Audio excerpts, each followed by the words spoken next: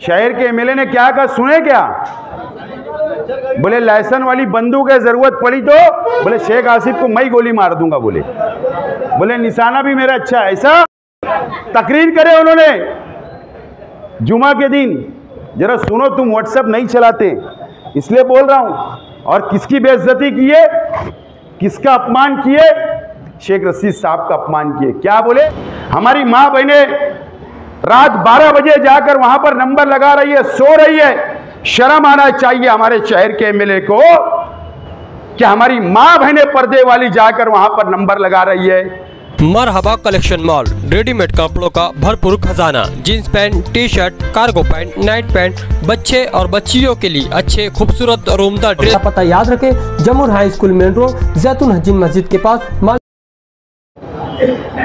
क्या आप लोगों ने हमारी दावत को कबूल किया और अपना वक्त निकालकर आप लोग यहाँ पर आए? मैं आप लोगों का बहुत बहुत शुक्रिया अदा करता हूँ। आज यहाँ पर आप लोगों को भी और मुझको भी शेख रशीद साहब की कमी महसूस हो रही है। ये मीटिंग अगर शेख रशीद साहब हयात होते, दुनिया में होते, तो ये मीटिंग मैं नहीं शेख रशीद साहब लिया करते, आपके सामने मौजूद होते। लेकिन शेख रशीद साहब दुनिया से चले गए और आप लोग 1996 से लेकर और उससे पहले भी कई लोग, पहले के भी 84 से लेकर 96 और 96 से लेकर अभी तक आप लोगों का शेख रशीद साहब का साथ रहा, आपका दोस्ताना रहा। आपके शेख रशीद साहब दोस्त थे, शेख रशीद साहब आपके लीडर थे और हमेशा इलेक्शन हो या ना हो, शेख रशीद साहब ने हमेशा आपको याद किया, आपका ख्याल रखा। और जब मोहल्ले में निकलते थे, गलियों में निकलते थे शेख रशीद साहब अपनी रिक्शा लेकर, तो चौक चौराहे के ऊपर जब आप बैठे रहते थे, होटलों पे, पान दुकान पर, तो शेख रशीद साहब रिक्शा रोककर आप लोगों को हाथ दिया करते थे, सलाम किया करते थे और आपको शेख रशीद साहब अपने करीब बुलाकर आपसे खैर खैरियत पूछते थे और शेख रशीद साहब आपसे एक बीड़ी मांगकर पिया करते थे।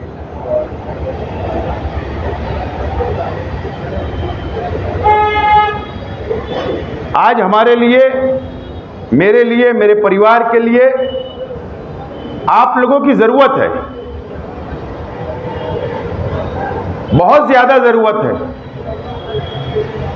आपकी दुआओं की, आपकी सरपरस्ती की मुझे और मेरे परिवार को आज जरूरत है। आप लोगों को इसलिए याद किया गया कि असेंबली का इलेक्शन अपने सामने है और इलेक्शन की तैयारी शुरू हो चुकी है। एक 10-15 दिन में इलेक्शन डिक्लेयर हो जाएगा, आचार संहिता लग जाएगी। लेकिन आज जिसे अभी से आप लोगों को इलेक्शन की तैयारी करना है और जितना मेहनत तुम शेख रशीद साहब की हयाती में किया करते थे, उससे ज्यादा ताकत से आप लोगों को ये इलेक्शन लड़ना है और तैयारी करना है। सबसे अच्छा इलेक्शन आपको समझता है, सबसे अच्छा इलेक्शन आप लोग लड़ सकते हैं, मुझसे भी बेहतर इलेक्शन आप लड़ सकते हैं। मुझको तजुर्बा नहीं है, जो तजुर्बा आप लोगों को है इलेक्शन लड़ने का, जो तजुर्बा आपको यादी का है, जो तजुर्बा आप लोग अपनी आंखों से शहर के मसाइल को जान सकते हैं, आवाम को समझा सकते हैं, नौजवानों को समझा सकते हैं, नौजवान जज्बाती होता है। आपके घर के बच्चे भी जज्बाती हो सकते हैं नौजवान, आपके गली के भी नौजवान जज्बाती हो सकते, आपके मोहल्ले के, आपके इलाके के नौजवान भी जज्बाती हो सकते।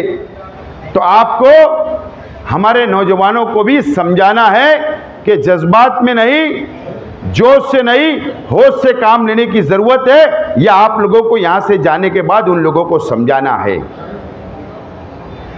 आपके अपने घर के अंदर मां बहनों को समझाना है, आपके अपने गली के अंदर मां बहनों को समझाना है, आपके अपने मोहल्ले के अंदर जब आप 4 बुजुर्ग जमा होते हैं तो यहां सब बुजुर्गों तो नहीं आए, जो नहीं आए उनको जाकर आपको समझाना है कि इस मर्तबा शेख आसिफ को अपने को एमएलए क्यों बनाना है, क्या जरूरत है।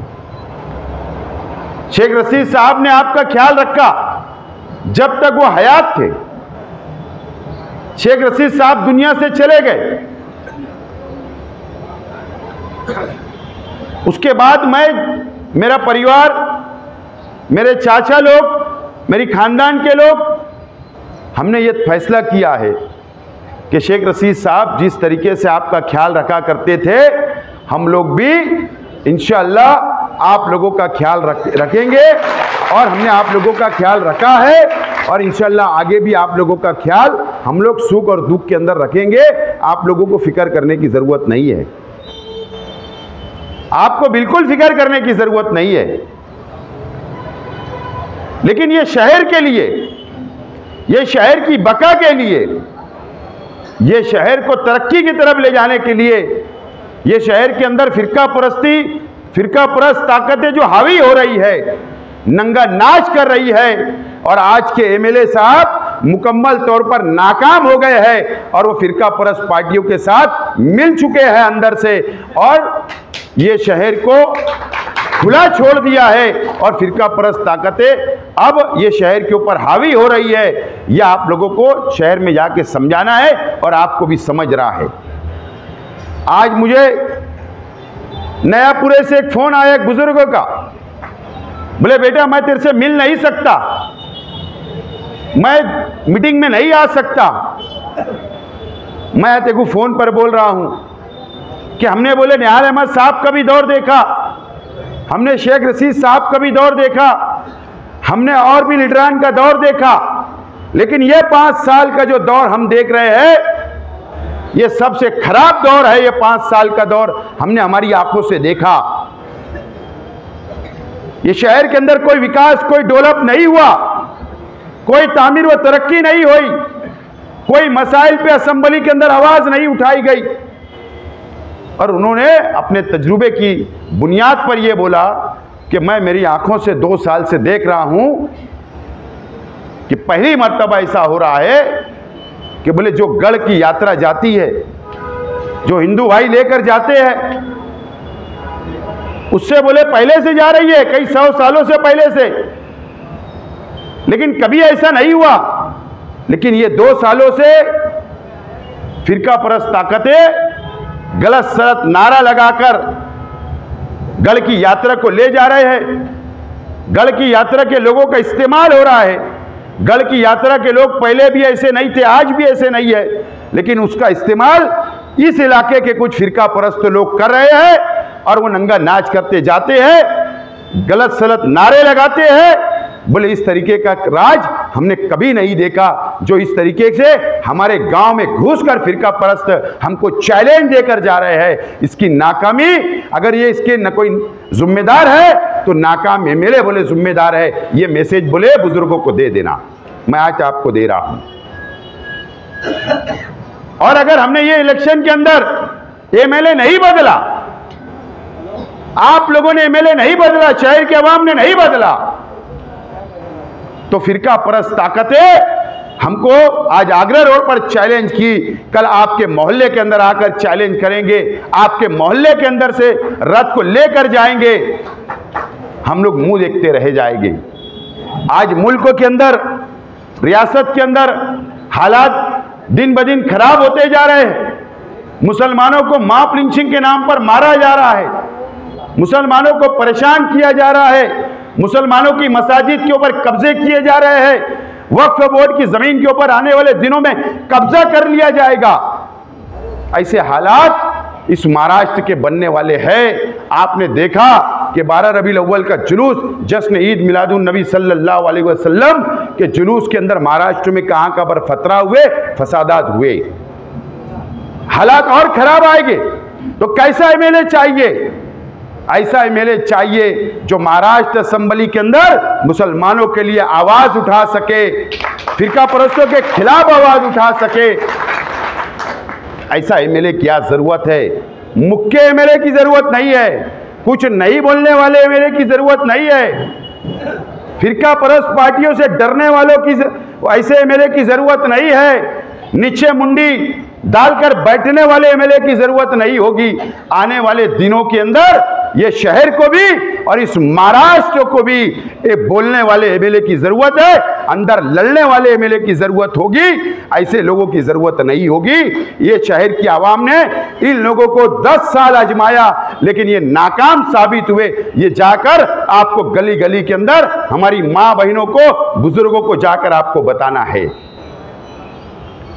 है कि कैसे एमएलए की जरूरत है। यही अपील करने के लिए आज मैंने आपको बुलाया। आपको फिक्र करने की जरूरत नहीं है। मुझे मालूम है, आज आप देखिए कि आप कई बुजुर्ग बैठे हैं, 65 साल का आपका वजीफा चालू है, सरकार की तरफ से वजीफा मिलता संजय निराधार योजना से।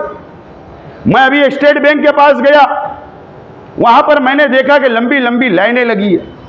हमारी मां बहनें रात 12 बजे जाकर वहां पर नंबर लगा रही है, सो रही है। शर्म आना चाहिए हमारे शहर के एमएलए को कि हमारी मां बहनें पर्दे वाली जाकर वहां पर नंबर लगा रही है।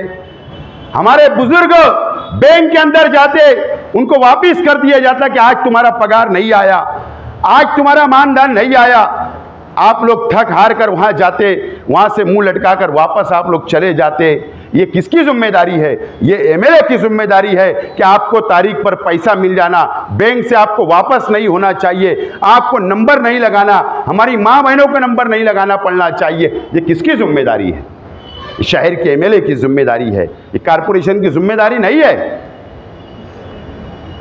आपको वजीफा मिलता, मां बहनों को वजीफा मिलता, हमारी बेवा बहनों को वजीफा मिलता, तिलाकशुदा बहनों को वजीफा मिलता।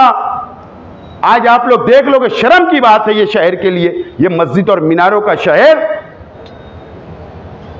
और क्या हो रहा है कि रात 12 बजे मां बहनें खाना खाकर बच्चों को ले जाकर नंबर लगाकर वहां पर सो रही है इस बारिश के मौसम।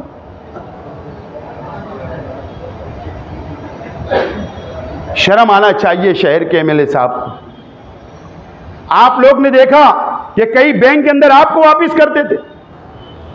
आप लोगों ने देखा संजय निराधार के अंदर कई लोगों का पगार बंद हो गया, कई लोगों के प्रकरण रद्द कर दिए गए। किसकी जिम्मेदारी है? कौन चेयरमैन है?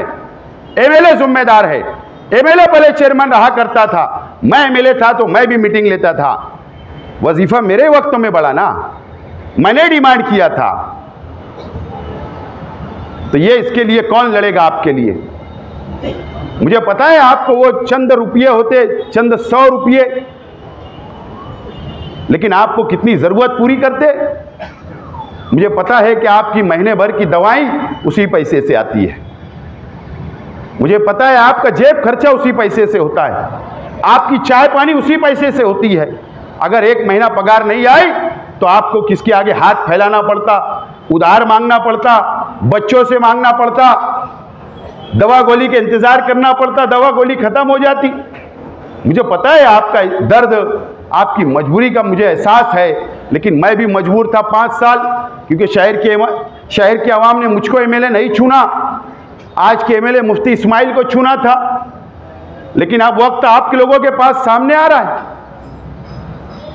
बस 15 दिन में इलेक्शन डिक्लेयर होगा, आने वाले 1.5 महीने के अंदर इलेक्शन की पोलिंग होगी, वोटिंग होगी। ये सब बातों का एहसास आप लोगों को करना पड़ेगा, आपको समझना पड़ेगा कि कैसे ये सब हालात हो गए दूर। आप लोग फिक्र ना करें, अगर लड़ने वाला एमएलए, आपने मेरा तजुर्बा देखा, शेख रशीद साहब का तजुर्बा 10 साल का देखा। शेख रशीद साहब आपकी ख्याल रखा करते थे। अगर आप शेख रशीद साहब के पास चले जाए तो शेख रशीद साहब कभी आपको खाली हाथ नहीं लौटाते थे। ये बात भी बिल्कुल सच है। लेकिन अभी 9 महीना शेख रशीद साहब के इंतकाल को हुआ, खलील दादा के इंतकाल को हुआ, हम लोग परिवार को संभलने वक्त लगा, हालात हमारे परिवार के ऊपर आए, आज तक हालात आ रहे हैं। हम लोग ऐसे लोगों से भी लड़ रहे, शहर का विकास भी, शहर का डेवलप भी, दौड़ भाग भी हम लोग कर रहे हैं। लेकिन आप इत्मीनान रखें कि ये सिर्फ वक्त हमारा अपना निकाल लो, 2 महीना, उसके बाद आपको कहीं जाने की ज़रूरत नहीं होगी। हमारे दरवाजे कल भी खुले थे आपके लिए और इंशाअल्लाह आने वाले दिनों के अंदर भी हमारे दरवाजे आप लोगों के लिए खुले रहेंगे। जैसा शेख रशीद साहब आपको लेकर चला करते थे, इंशाअल्लाह मेरा परिवार भी आपको लेकर चलेगा। फिक्र करने की कोई ज़रूरत आप लोगों को नहीं है। आपका वजीफ़ा कैसे मिले उसके लिए भी मैं लड़ता रहूँगा। आपको बैंक में नंबर ना लगाना पड़े उसकी भी हम लोग कोशिश करेंगे। आज पूरे शहर की बैंक उधर चली गई, 50 रुपये जाने के लिए लगता, 50 रुपये आने के लिए लगता, ख़त्म हो जाता इसमें 400-500 रुपया। तो मुझे पता है इसके जिम्मेदार कौन है, लेकिन फिर ये लोग आएंगे आपके पास, जज्बाती बातें करेंगे, कौम मिल्लत की दुआएं देंगे। उसके बाद आएंगे कुछ लोग और आपको बोलेंगे तू मेरा रिश्तेदार है, इसको वोट देना है, शेख आसिफ को इलेक्शन हराना है, शेख आसिफ को घर बैठाना है। ठीक है, अगर शहर तय कर लेगा घर बैठाने तो मैं बैठ जाऊंगा, मुझे शौक नहीं है, बैठ जाऊंगा घर। लेकिन मुझे आप सच्चे दिल से सोच के बताइए कि नुकसान किसका होगा। जो लोग ये बोलने आपके पास आएंगे वो अपने जाति मुफाद के लिए आ रहे हैं, आपके मुफाद के लिए नहीं।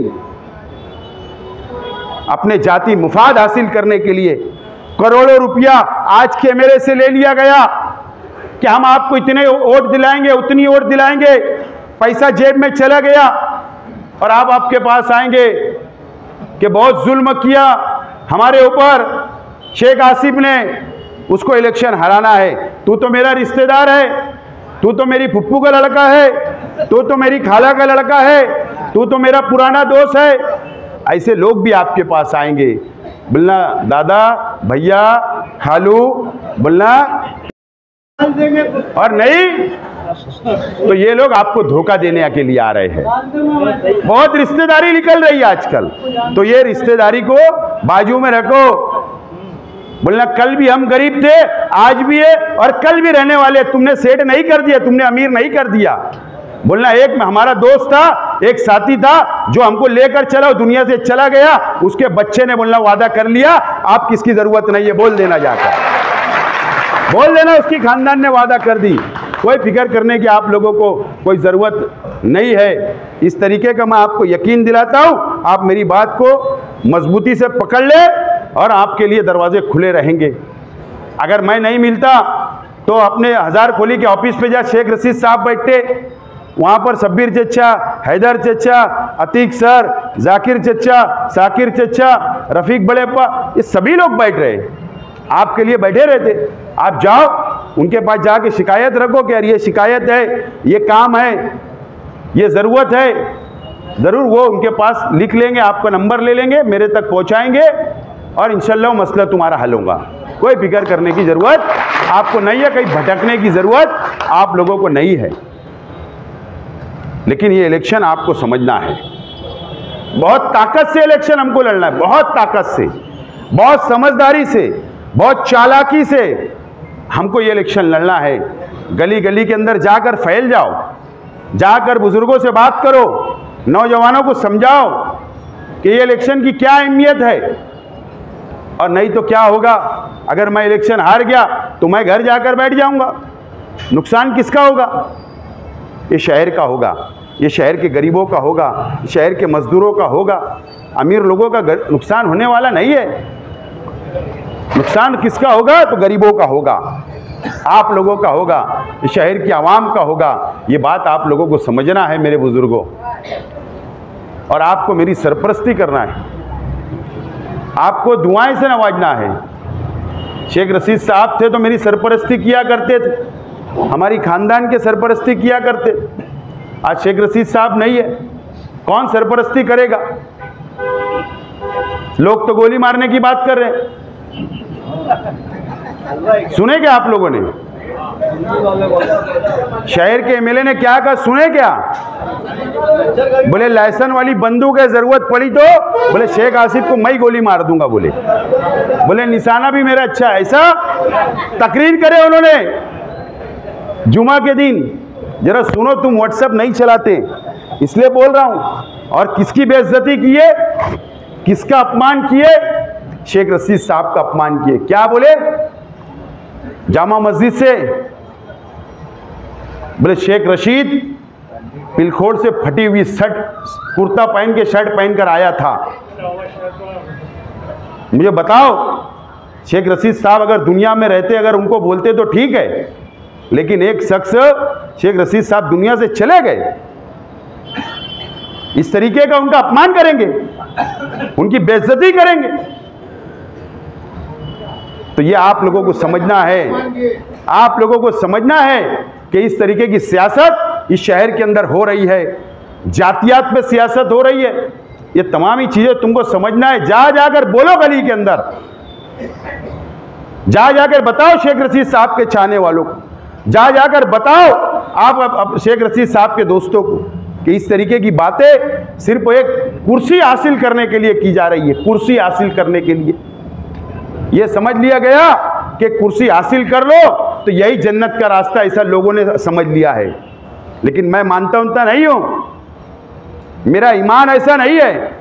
मेरा ईमान बहुत मजबूत है कि मैं अच्छे अमाल करूंगा, नेकी करूंगा, नमाज रोजा करूंगा, अच्छा बर्ताव करूंगा, गरीबों को साथ लेकर चलूंगा। वही नेकी मेरे जन्नत का रास्ता बनेगी, जन्नत में जाने का। लेकिन कुछ लोगों ने सिर्फ वो एमएलए शिप को ही समझ लिया कि यही रास्ता है जन्नत में जाने का, लेकिन ऐसा नहीं है। तो आपको ये तमाम ही चीज़ें समझना है कि शेख रशीद साहब का ऐसा अपमान, बेइज्जती की जा रही है, गोली मारने की भाषा की जा रही है। मैंने तो कहा कि भाई आइए, मैं बैठा हूं, गोली मार दो। कहाँ आना है बोलो। तो ये बातें आपको समझना है। आपके पास मोबाइल नहीं होता, आपके पास व्हाट्सएप नहीं होता, मोबाइल के ऊपर आता नहीं वीडियो, लेकिन आपके अपने बच्चों से पूछो कि यार ऐसा वीडियो आया क्या। आपके घर के अंदर पूछिए जो मोबाइल चलाते बड़े वाला, तो आपको बताएंगे हाँ ऐसी बात चल रही है, ऐसा वीडियो आया है, ऐसा बोला गया, वो बताएंगे आपको। तो आप ये मत समझो कि यार हम कमज़ोर हैं, हम बुज़ुर्ग हो गए, हमारी उम्र हो गई, हम चल नहीं सकते, हम ज़्यादा दौड़ नहीं सकते।